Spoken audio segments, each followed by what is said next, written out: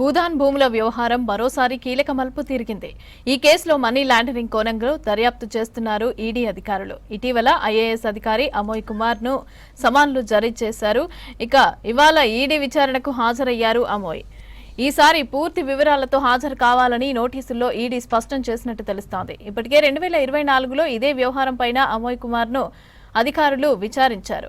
మహేశ్వరం పిఎస్లో గతంలో నమోదైన కేసుల ఆధారంగా ఈడీ దర్యాప్తును కొనసాగిస్తోంది. భూదాన్కి చెందిన 42 ఎకరాల భూమిని ప్రైవేట్ వ్యక్తులకు కట్టబెట్టినట్లు ఆరోపణలున్నాయి. ఈ వ్యవహారంలో భారీగా ఆర్థిక లబ్ధి పొందినట్టుగా కూడా ఆరోపణలు వెల్లువెత్తుతున్నాయి. మరిన్ని వివరాలు ఈడీ ఆఫీస్ నుంచి అనిల్ అందిస్తారు.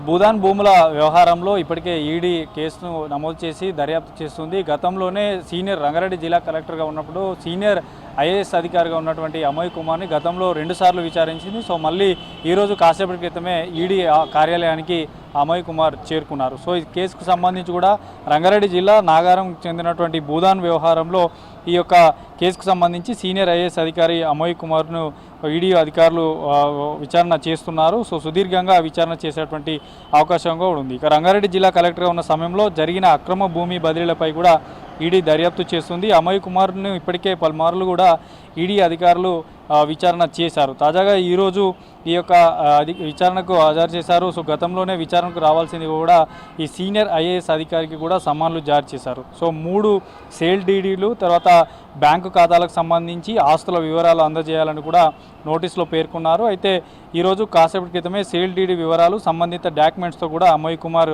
ఈడీ కార్యాలయానికి చేరుకున్నారు. ప్రస్తుతం ఈడీ విచారణ సుదీర్ఘంగా కొనసాగుతుంది.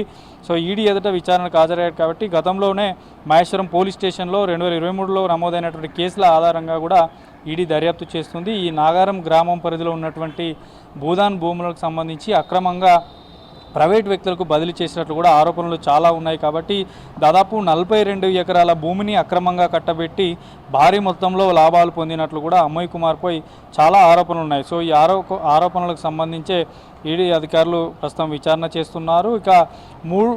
మెయిన్గా 3 సేల్ డీడీ వివరాలతో రావాలంటూ పేర్కొన్నారు. కాబట్టి ఆ డీడీలకు సంబంధించి కూడా విచారణ చేసే అవకాశం ఉంటుంది. ఇదే వ్యవహారంలో 2024లో ఒకసారి అమోయ్ కుమార్ను ఈడీ అధికారులు విచారించారు. దీంతో ఈరోజు ఈ 42 ఎకరాలకు సంబంధించినటువంటి ఏదైతే ప్రైవేట్ వ్యక్తులకు అమోయ్ కుమార్ కట్టబెట్టేటటువంటి ఆరోపణలు ఉన్నాయో సో వాటికి సంబంధించి కూడా విచారణ అయితే ప్రస్తుతం చేస్తున్నటువంటి పరిస్థితి. దీంతో పాటు అప్పుడు ఎవరెవరు సహకరించారు, అంటే ఇతను ఒకడే ఈ భూదాన్ భూముల వ్యవహారంలో ఉన్నాడా, ఇంకా మరెవరైనా ఈ కేసులో ఉన్నారనేటువంటి విషయాలను కూడా ఆరా తీసేటువంటి అవకాశం ఉంటుంది. భూదాన్ భూముల వ్యవహారాలకు సంబంధించి మాత్రం సీనియర్ ఐఏఎస్ అధికారిగా ఉన్నాడు కాబట్టి అతనికి సంబంధించి కూడా పూర్తిగా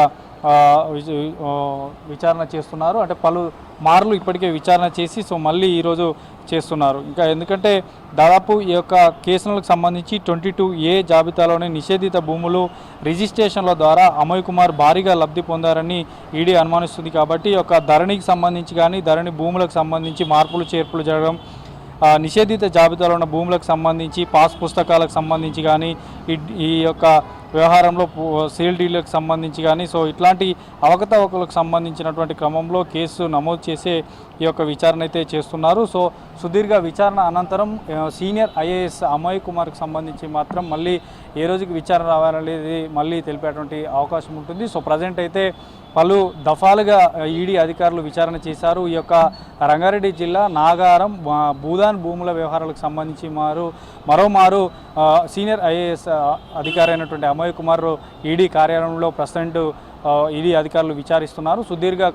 సుదీర్ఘంగా విచారించిన అనంతరం సో ఈడీ అధికారులు మళ్ళీ ఇతనికి సంబంధించినటువంటి అయితే ఈ భూములకు సంబంధించినటువంటి మరిన్ని విషయాలు తెలిసేటువంటి అవకాశం ఉంటుంది. సో 2024 ఒకసారి విచారణకు హాజరై సో ప్రజెంట్ అయితే ఈరోజు కూడా మళ్ళీ ఈడీ అధికారులు సమన్ జారీ చేశారు. ఈరోజు సేల్ డీడీలతో రావాలంటూ కూడా చెప్పారు. కాబట్టి సో ప్రజెంట్ అయితే హాజరయ్యాడు విచారణకు.